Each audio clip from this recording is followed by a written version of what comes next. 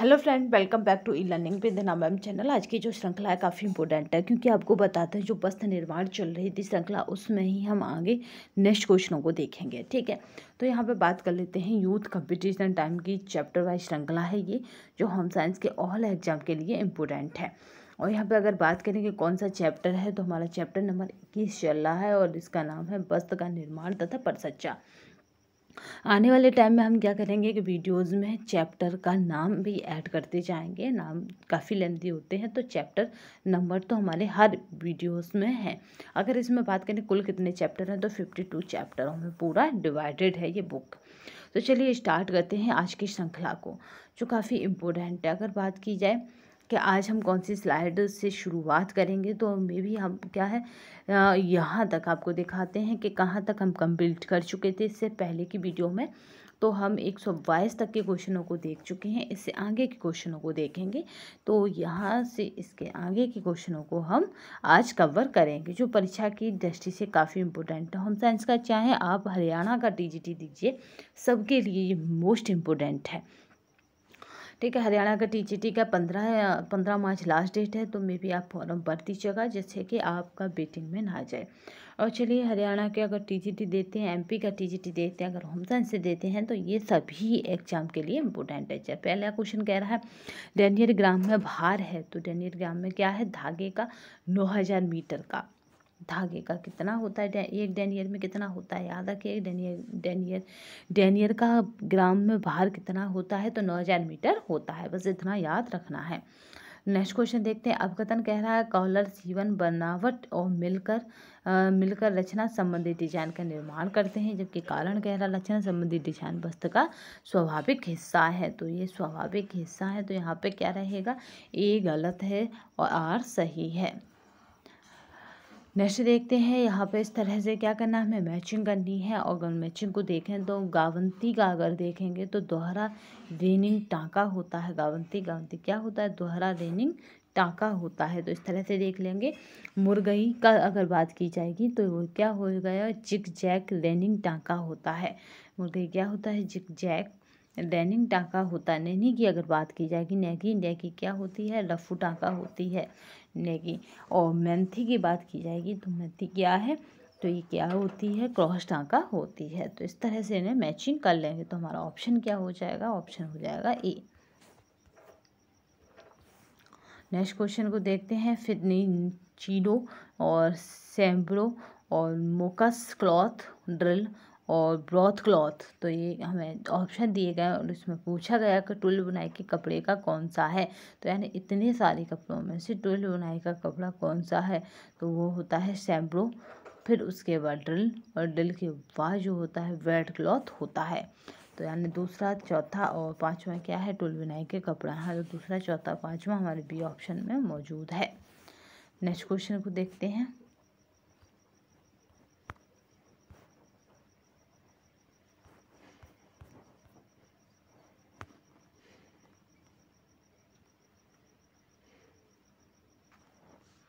ठीक है, तो यहाँ पे हमने चौथा ऑप्शन देख लिया। चलिए नेक्स्ट क्वेश्चन देखते हैं। निम्नलिखित में से क्या आड़ा बुनाई यानी वेफ्ट निट संरचना है। तो वेफ्ट निट संरचना को बात की जा रही है यहाँ पे। तो वेफ्ट निट संरचना है, पल जो है वो भी वेफ्ट निट संरचना है, रेप वेफ्ट निट संरचना, और इंटरलॉक भी वेफ्ट निट संरचना है। तो ये क्या होती है वेफ्ट निट संरचना, चलिए इसे देख लेते हैं। यहाँ पे आड़ा बुनाई याद रखिएगा, आपने इंटरलॉक तो आप सबने देखी होगी।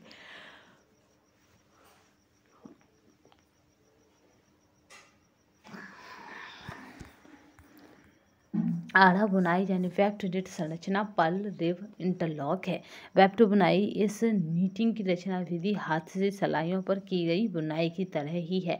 इसमें केवल एक ही धागे का प्रयोग किया जाता है। धागा क्षैतिज दिशा में बुने बंद भाग के आर पार होता है, यानी यहाँ पे pieces horizontally cross of fabric, cross of क्या था, क्रॉसेस द फैब्रिक है आता है। इस बुनाई में धागा बुनाई यानी वीविंग्स विधि के बाने के धागे के समान ही दाएं से बाईं तथा बाईं से दाईं की ओर बाने के धागे के समान कपड़े की अनुप्रस्थ रेखाओं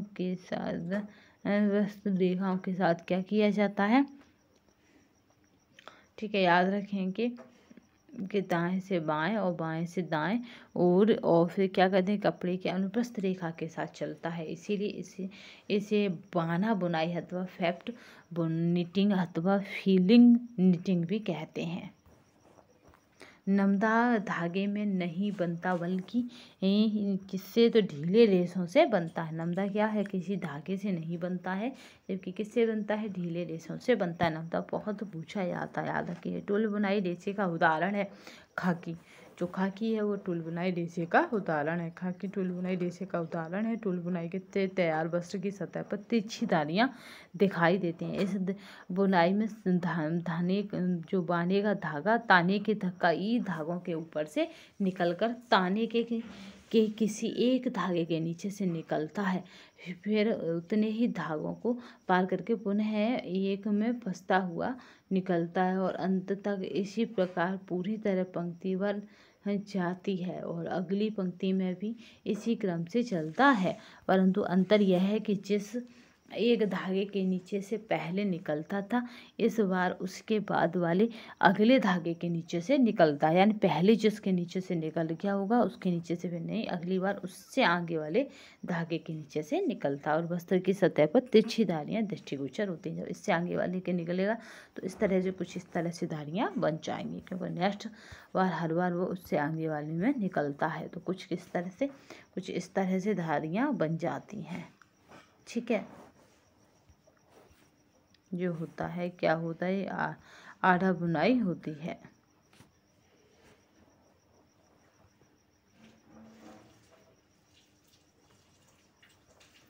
चलिए नेक्स्ट और देखते हैं। ये PDF आपको हमारे टेलीग्राम तथा व्हाट्सएप पर मिल जाएगी, तो परेशान होने की आवश्यकता नहीं है। टेरी टॉवल के कपड़े की रचना सबसे अधिक सोखने वाली होती है। यह कटी हुई पायल है, इसीलिए अपनी सोखने वाली सतह अधिक होती है। तो यहाँ पे जो टेरी टॉवल होती हैं, जिन्हें नहाने के बाद आप पहुँचते हैं, जिनसे उन टॉवलों की संरचना सोखने वाली होती है। और यहाँ पे पूछ रहा है कि ये कटी हुई पायल है, इसीलिए पानी सोखने वाली सतह अधिक होती है। तो यहाँ पे जो स्टेटमेंट दे रखा है वो रॉन्ग है या राइट, ये पूछा जा रहा है। तो यहाँ पे जो रहेगा वो क्या है कि ए सही है, लेकिन आर गलत है। कश्मीरी शाल में कढ़ाई को प्रारंभ करने के लिए निम्नलिखित में से किस शिल्पकार की भूमिका रही है? तो वो शिल्पकार कौन है? तो वह अली बाबा।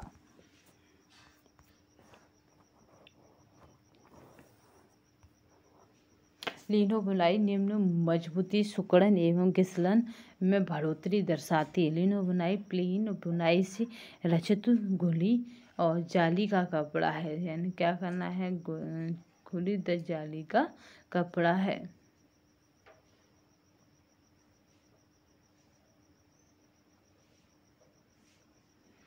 ठीक है, तो यहाँ पे ये पूछा जा रहा है कि हकीकत जो कहा जा रहा है वो सही है या क्या सही है। तो याद रखिएगा, यहाँ पे दोनों ही स्टेटमेंट गलत हैं लिनो बुनाई के बारे में। ये दोनों ही स्टेटमेंट गलत हैं, ए और आर दोनों गलत हैं। नेक्स्ट क्वेश्चन देखते हैं। बुने हुए कपड़े में ग्रेन यानी दाने को धागे के बीच की डिग्री द्वारा पहचाना जा सकता है। ताना धागा बाना धागे की तुलना में काफ़ी मोटा होता है। तो यहाँ पे देख लेते हैं कि क्या राइट आंसर रहेगा।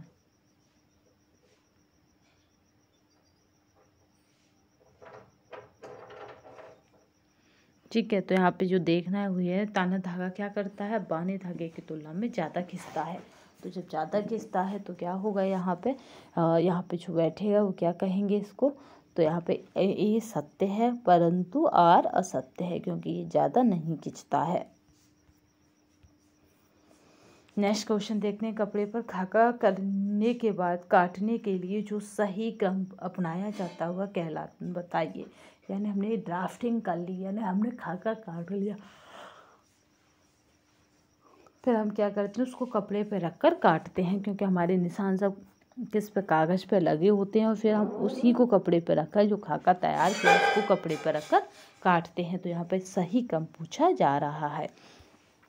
तो सही क्या होगा, पहले C1 रेखा का खाका उतारना है, फिर C1 रेखा पर निशान लगाना है, फिर C1 गुंजाइश पर निशान, रेखा जोड़ती है उससे 1 इंच और आगे गुंजाइश होती है उस पर निशान लगाना है, फिर C1 गुंजाइश पर काटना है। जो निशान लगा के आपने किस पर काटा है, फिर C1 की गुंजाइश पर उस पर ये काटना है।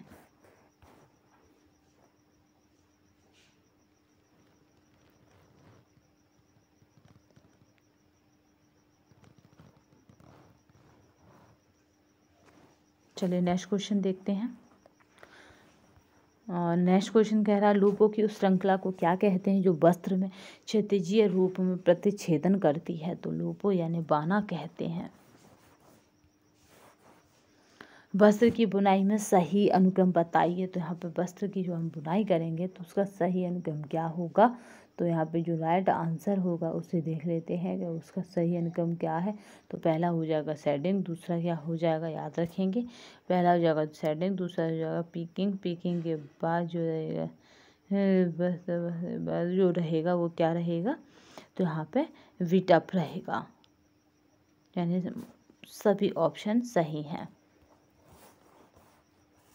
शेडिंग, पिकिंग, लेट, यहाँ पे है लेट ऑफ और बीट ऑफ। तो ये इस तरह से क्या है रहेंगे। चलिए नेक्स्ट देखते हैं।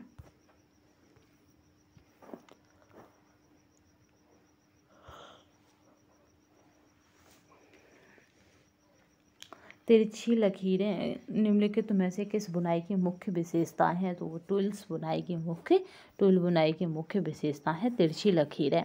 अगर बात की जाती है टूल बुनाई से निर्मित वस्त्र अन्य बुनाइयों की अपेक्षा अधिक टिकाऊ होता है। इस बुनाई से निर्मित वस्त्र की सतह पर तिरछी धारियाँ यहाँ पे है डायगोनल, यहाँ पे स्ट्रिप्स दिखाई देती हैं। इस बुनाई में बाने के धागे ताने के दो या दो से अधिक धागों के ऊपर निकलकर ताने के किसी एक धागे के नीचे से निकलता और अंत तक इसी प्रकार से पूरी पंक्ति की क्या करता है, पंक्ति की बुनाई की जाती है। टूल बुनाई में एक लहर के समान धारियाँ दाएं से बाएं तथा बाएं से दाएं ओर जाती दिखती हैं। इस प्रकार इस बुनाई विधि में तिरछी रेखाएं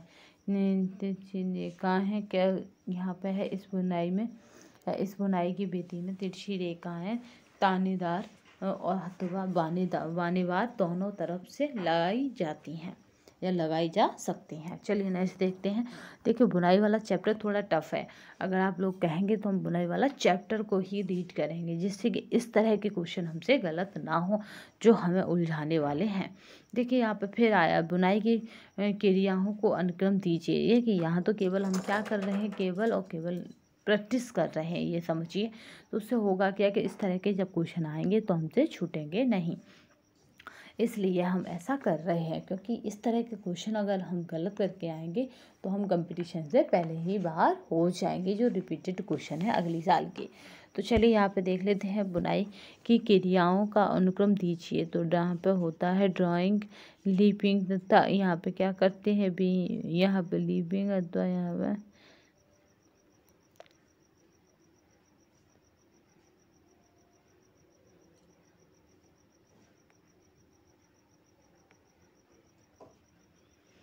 तो यहाँ पे जो राइट आंसर होगा अगर उसकी बात की जाए तो क्या हो जाएगा। तो यहाँ पे हो जाएगा, देखिए पहला हो जाएगा ताना बाना वाइडिंग हो जाता है, फिर देन उसके बाद बापिंग तथा साइजिंग हो जाएगा, फिर हो जाएगा ड्राइंग के बाद जो हो जाएगा डेटिंग हो जाएगा, और डेटिंग के बाद हो जाएगा लूमिंग एवं वीविंग। तो यहाँ पे ऑप्शन बनेगा बी।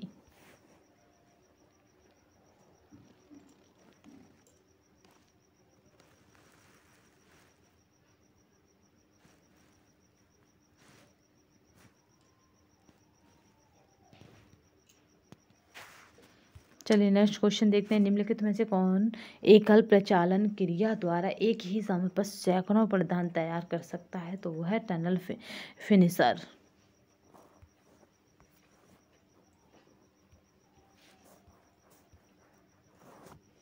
यहाँ पे ऑप्शन दिए गए हैं, पहला है बेल, तो दूसरा है बेफ्टवाना और बारफताना और कॉर्सेसिस। तो कॉर्सेसिस, तो यहाँ पे हमें क्या करना है, बेल को हमें क्या करना है, मैचिंग में मिलाना है। तो अगर बेल की बात की जाए तो बेल क्या हो जाएगा, लंबाई के समांतर फंदों का स्तंभ। ठीक है। लंबाई के समांतर फंदों का स्तंभ, यहाँ पे वेफ्ट वाला की बात की जाएगी तो वेफ्ट मोटाई के धागे, और वार्फ ताना की बात की जाएगी तो ये क्या हो जाएगा, लंबाई के धागे,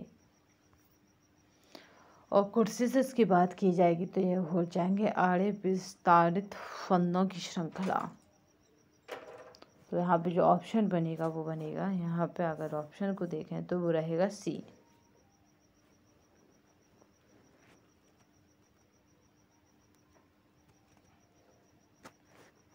चलिए नेक्स्ट क्वेश्चन देखते हैं।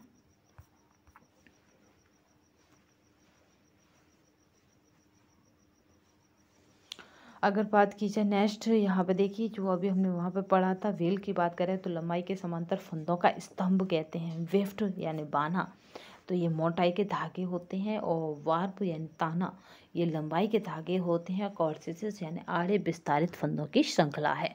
चलिए नेक्स्ट क्वेश्चन देखते हैं। यहाँ पे फिर है त्रियक, कच्ची सिलाई, तुरफन और हेरिंग बोन टाँका और काज टाँका। तो इनको हमें क्या करना है, फिर मैचिंग मिलानी है कि इनमें किस तरह से ये जुड़े हैं आपस में।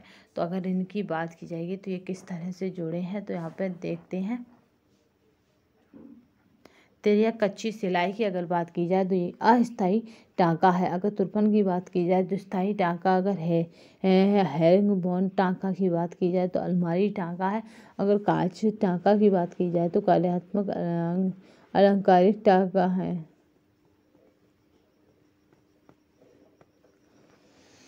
चलिए यहाँ पे हमने देख लिया कि ये क्या है, तो यहाँ पे जो ऑप्शन बनेगा अगर उसको देखा जाए तो ऑप्शन क्या रहेगा, तो ऑप्शन रहेगा सी।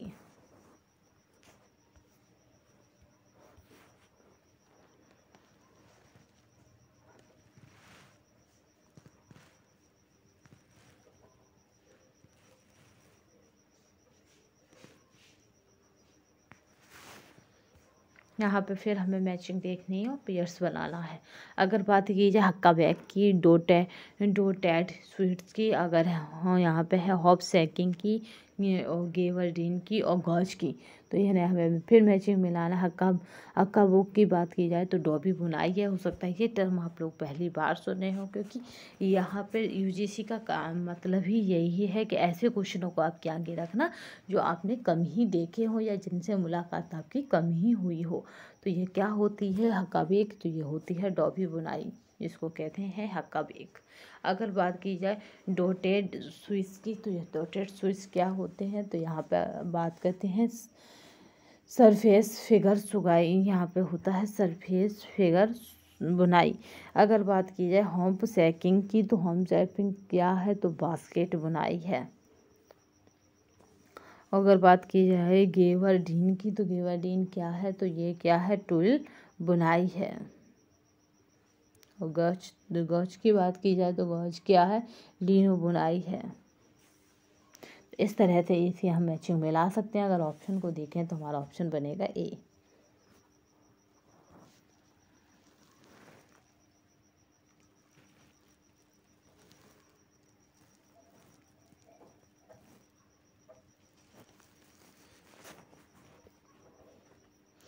लॉक टाँका है, तो यहाँ पे लॉक टाँका क्या है, तो याद रखेंगे कि लॉक टाँका क्या है, तो ये दो तरफी है, और इसमें एक और चीज़ नई होती है, वो क्या होती है, लॉक टाँका में परिशुद्ध सिलाई में प्रयोग आता है। परिशुद्ध जो सिलाई है उसके प्रयोग में आता है लॉक टाँका। देखिए ये श्रृंखला यूजीसी स्टूडेंटों के लिए तो इस समय रामबाण है, क्योंकि यहाँ से इस तरह के क्वेश्चन ही बनेंगे। सबसे ज़्यादा जो क्वेश्चन बनेंगे टेक्सटाइल और लाइफ साइंस से रहेंगे। यहाँ पे अगर बात की जाए लॉक स्टिच की, तो यहाँ पे दो तरफी है, परिशुद्ध सिलाई में प्रयोग होता है। अगर बात करें यहाँ पे है पेड, स्टीम रेंज और क्रिप्स टेस्टर और एयर, यहाँ पे है परमिएबिलिटी, और यहाँ पे हेयरनेस मीटर।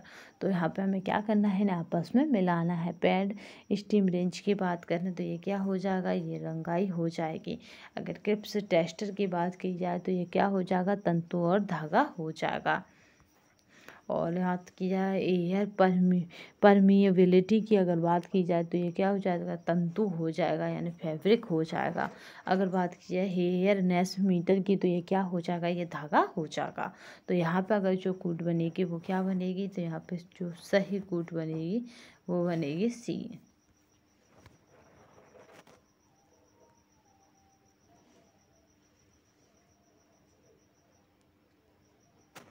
ठीक है, तो चलिए नेक्स्ट क्वेश्चन देखते हैं।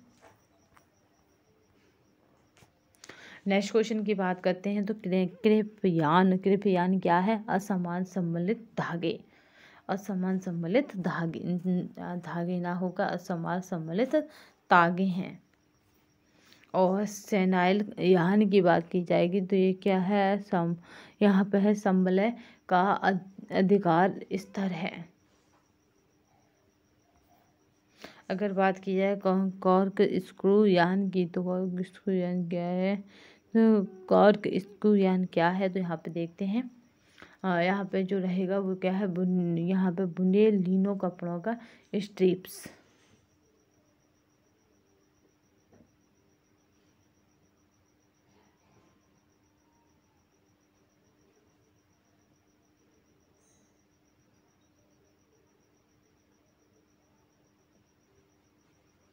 चलिए नेक्स्ट देखते हैं। कॉर्क स्क्रू यान की अगर बात की जाती है तो इसे कैसे जोड़ेंगे, तो बुने लीनो कपड़े की स्ट्रीम बीच में जोड़े रेशे के छोटे गुच्छे के साथ एकल ताग एकल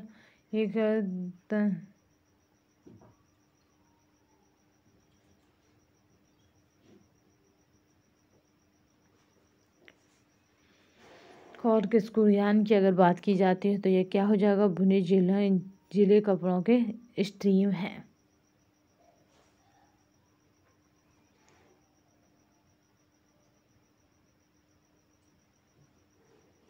यहाँ पे क्या है, यहाँ पे क्या बोलेंगे, बुने लिनो के कपड़े की स्ट्रीम्स है। अगर बात की जाए फ्लॉक यान की तो फ्लॉक यान क्या है, फ्लॉक यान को अगर बात की जाए बीच बीच में जोड़े रेशों के छोटे गुच्छों के, ठीक है, बीच बीच में जोड़े गए छोटे गुच्छों के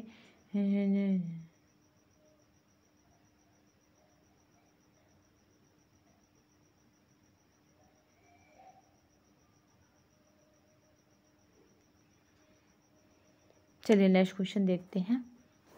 ये किधर मिल जाएगा, तो ये यहाँ पे हो जाएगा बीच बीच में छोटे। तो यहाँ पे जो ऑप्शन की अगर बात की जाएगी तो वो हो जाएगा सी।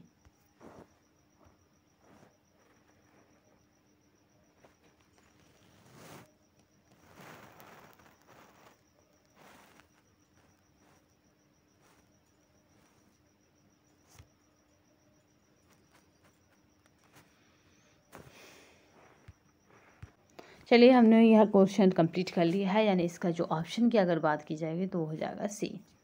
नेक्स्ट क्वेश्चन को देखते हैं। लीनो बुनाई में कपड़े पारदर्शक होते हैं परंतु अपनी बनावट के कारण टिकाऊ होते हैं। जब वो पारदर्शक हैं तो आपको पता है जो सघन कपड़ा होता है वही क्या होता है, टिकाऊ होता है। लीनो बुनावट में प्रत्येक भराई धागा दो ताने धागे दो जो एक दूसरे के साथ सम्मिलित हैं उनके बीच से आ जाता है या कहेंगे बीच में होता है। तो यहाँ पे क्या करना है, ए और आर दोनों स्टेटमेंट कैसे हैं याद रखिएगा, सत्य हैं।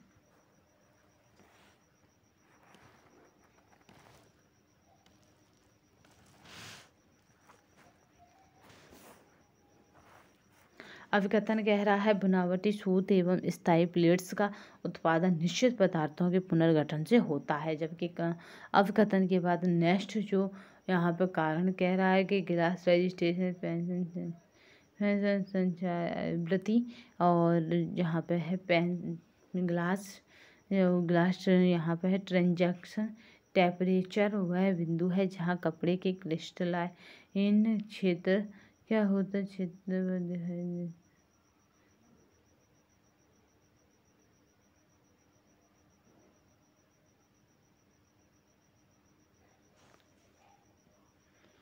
मतलब यहाँ पे जो ऑप्शन बनेगा अगर उसकी बात की जाएगी तो हो जाएगा सही, यानी ये सही है जबकि आर गलत है।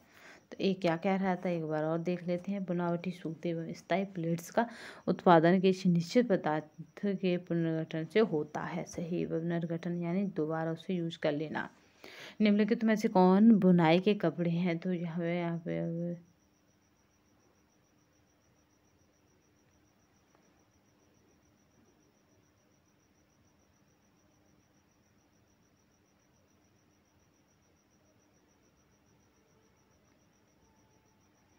चलिए नेक्स्ट क्वेश्चन देखते हैं। निम्नलिखित में से कौन सी बुनाई के कपड़े हैं? तो जो कपड़े पे हम बुनाई कर सकते हैं उसके कपड़े कौन कौन से हैं? तो यहाँ पे है गावडिन, ड्रिल और सर्च।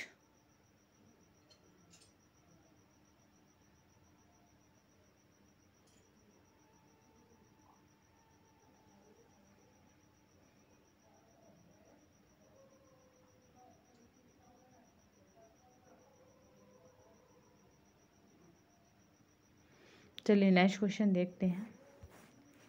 कपड़ा बनाने की विधि का क्रमवार लिखिए। तो जो कपड़े बनाने की विधि उसको अगर क्रमवार लिखते हैं तो पहला क्या हो जाएगा, जुलसाना। जुलसाने के बाद देन जो हो जाएगा मार्जिन, और मार्जिन के बाद देन जो हो जाएगा रंग उड़ाना, और रंग उड़ाने के बाद रंगना। ठीक है, जुलसाना, मार्जिन, रंग उड़ाना और रंगना, ये इसके राइट आंसर है। तो यहाँ पे जो राइट आंसर बनेगा वो क्या बनेगा, तो वो भी बनेगा।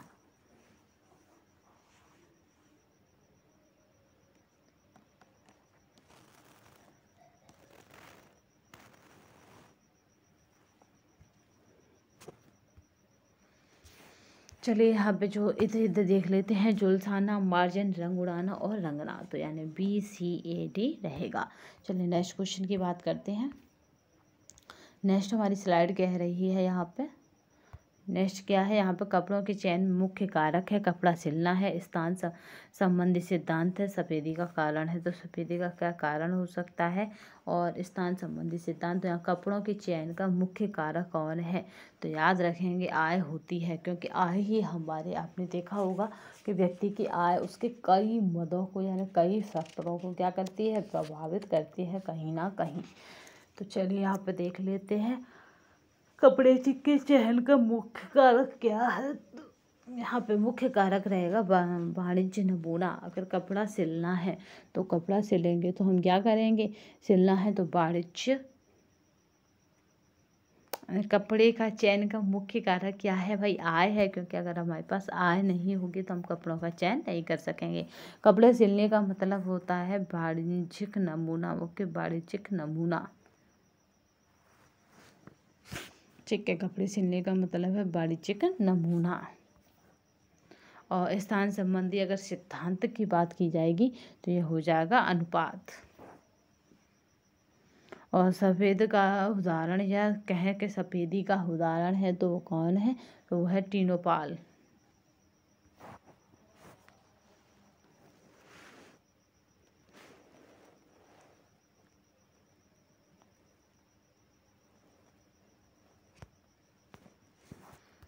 चलिए नेक्स्ट क्वेश्चन देखते हैं।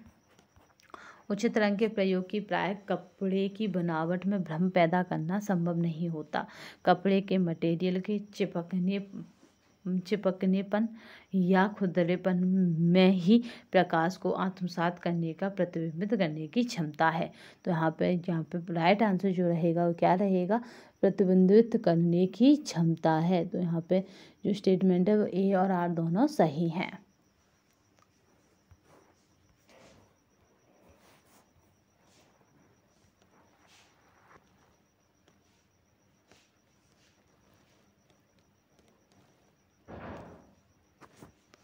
वस्त्र निर्माण के लिए कपड़ों को तैयार करने का क्रमवार लिखिए। तो हमें कपड़े तैयार करने हैं बट हमें उन्हें क्रमवार लिखना है। तो यहाँ पे सिकुड़ना, सीधा करना, यहाँ पे ब्लैकिंग करना और इस्त्री करना।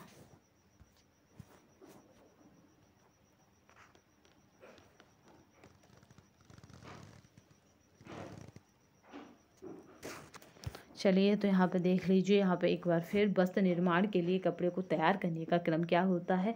यहाँ पे सिकुड़ना, सीधा करना, और यहाँ पे ब्लैकिंग और इस्त्री यानी प्रेस करना। यहाँ पे सूची 1 और सूची 2 को मिलाना। अगर सूची 1 की बात की जाए तो सीयर शकल यानी सुकड़न का क्या करना है, प्रभाव है। सीयर शुक्र कहाँ मिलेगा, ये मिलेगा सुकड़न से। सुकड़न का क्या है, प्रभाव है। साटन क्या है, ताना फ्लैट है। साटन क्या है, तो ये ताना फ्लैट है। और साटन का है क्या है, जो साटिंग होती है वो बाना फ्लैट है। और बात करते हैं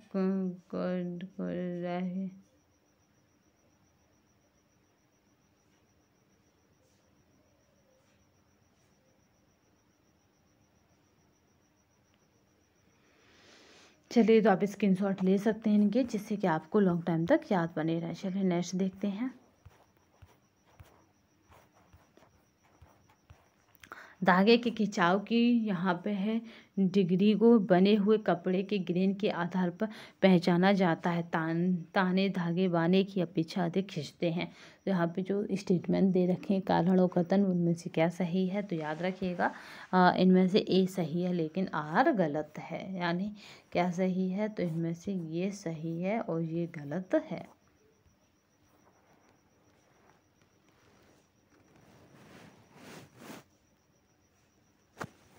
चलिए नेक्स्ट देखे हैं। दागों के खिंचाव की यहाँ पे है डिग्री को बने हुए कपड़े के ग्रेन के आधार पर पहचाना जाता है। ताने धागे बाने की अपेक्षा अधिक खींचते हैं। तो हमने यहाँ देखा था कि ए गलत है लेकिन आर सही है। अब बात करते हैं, कपड़ा लंबाई के रुख अधिक सिकुड़ता है। खड़ी यानी लूम पर ताने धागे को खींचकर रखा जाता है। तो यहाँ पे जो राइट आंसर रहेगा अगर उसकी बात की जाए तो ये दोनों ही सही हैं, क्योंकि वो तान कर रखा जाता है। तो ए और आर दोनों सही है। नेक्स्ट देखते हैं, निम्नलिखित में से किस बुनाई में 2 तंतु ताना और 2 तंतु बाना होता है। तो आप 1958 की, तो ये क्या है, कौन सी बुनाई है, तो ये डबल वीव है, जहाँ पे 2 तंतु ताना और 2 तंतु बाना होता है। नाम ही इसका इसीलिए डबल होता है। दुई वस्त्र बुनाई के लिए करघे पर ताने और बाने के धागे एक साथ 2 जोड़े लगाए जाते हैं, इसीलिए इसको डबल बुनाई कहते हैं। ये धागे ऊपर और नीचे इस प्रकार व्यवस्थित होते हैं ताकि कि इनमें से एक साथ एक समय में एक दूसरे के ऊपर 2 वस्त्र बुने जा सकें। एक ही समय में 2 वस्त्र बुने जा सकते हैं। कपड़ों की ट्विल बुनाई से डॉट डॉट का प्रभाव देता है। तो जो कपड़े की ट्विल बुनाई है वो क्या किसका प्रभाव देता है, तो याद रखेंगे वो तिरछी रेखा का प्रभाव देता है। यहाँ पर ट्विल बुनाई देख लेते हैं। ट्विल बुनाई से निर्मित वस्त्र अन्य बुनाई की अपेक्षा टिकाऊ होती हैं। इस बुनाई से निर्मित वस्त्र की सतह पर तिरछी धारियाँ, यहाँ पर डायगोनल, यहाँ पर स्ट्रिप्स दिखाई देती हैं। ट्विल बुनाई के प्रकार डायमंड, लहरदार, नुकीली ट्विल और गुथी ट्विल आदि होते हैं।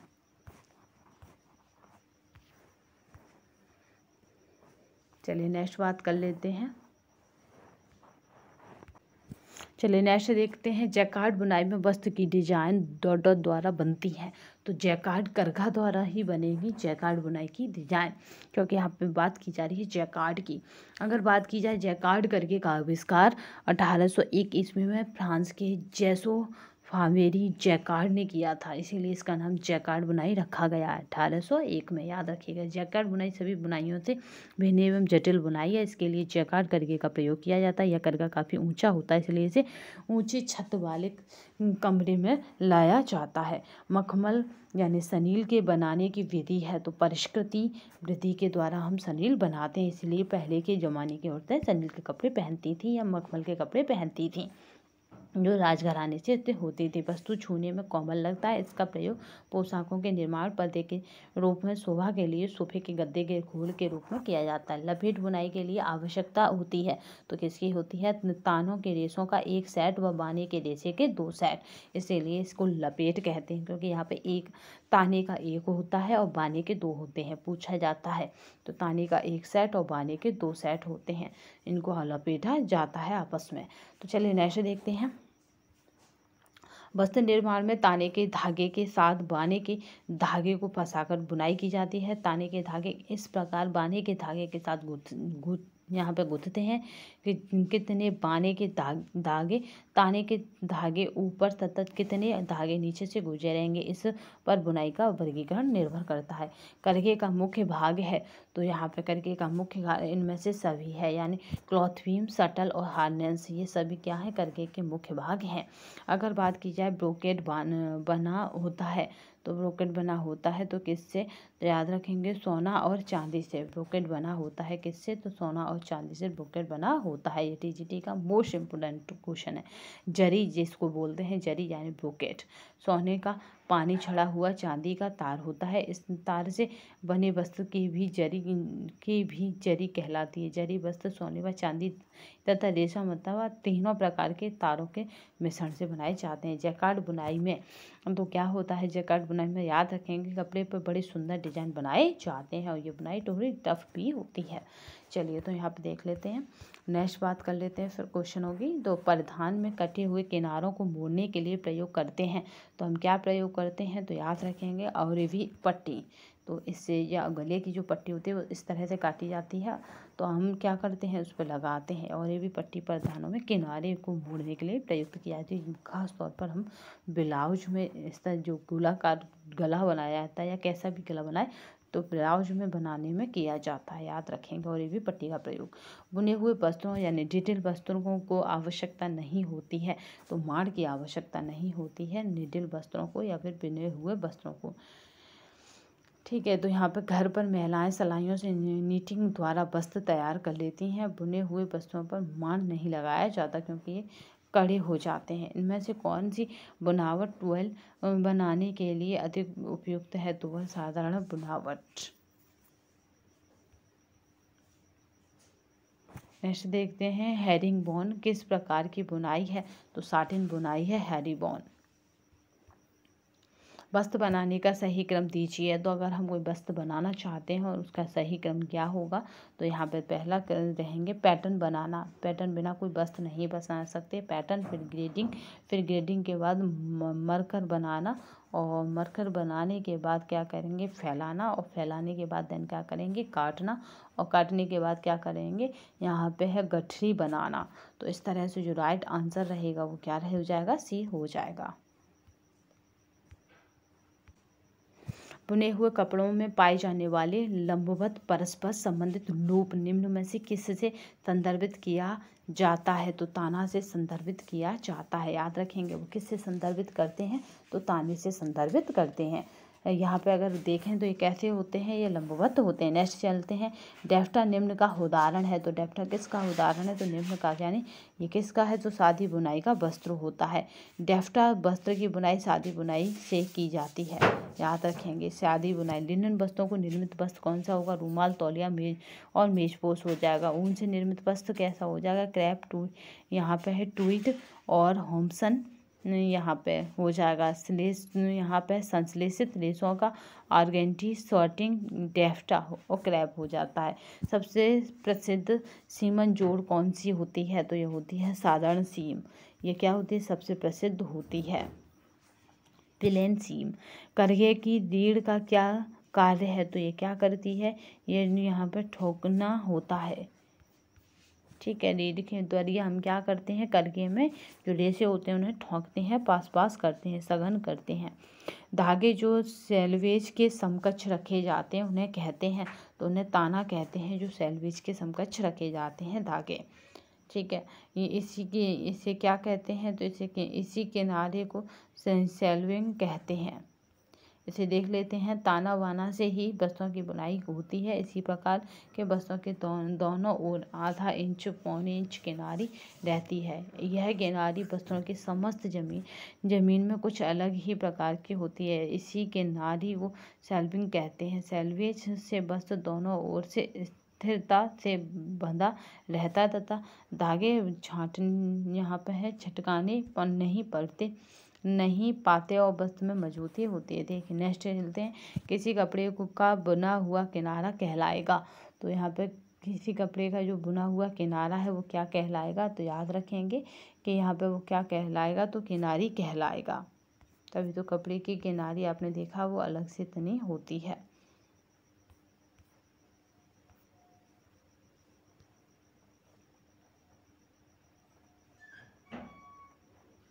ठीक है, नेक्स्ट क्वेश्चन देखते हैं।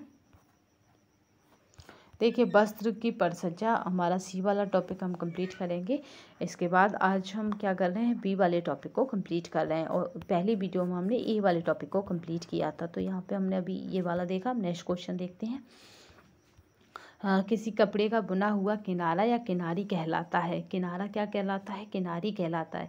इन सभी प्रकार के वस्तुओं में चौड़ाई की तरफ दोनों सिरों पर 1.25 याद रखिएगा, 1.25 से मीटर से 2 सेंटीमीटर तक की चौड़ाई रखी जाती है, यानी 1.25 और 2 रखी जाती है और किनारी होती है। इसी किनारी को सेल्वेज कहते हैं। नेक्स्ट, एक परिधान का तैयार निचला किनारा है, तो वो हेम है। एक परिधान जो होगा, हेम एक परिधान का तैयार निचला किनारा है। इस तरह से आप समझ सकते हैं। नेक्स्ट क्वेश्चन देखते हैं। इनमें से कौन से नमूनों वाली बुनाई है, तो वो नमूनों वाली बुनाई होती है डॉबी बुनाई, जो नमूने के बिना बनाई नहीं जाती। तो डॉबी बुनाई कैसी है, याद रखेंगे, नमूनों वाली बुनाई है। हम इसका बी पार्ट कंप्लीट कर चुके हैं। सी पार्ट नेक्स्ट वीडियो में कंप्लीट करेंगे। तो तब तक के लिए धन्यवाद। वंदे मातरम। जय हिंद।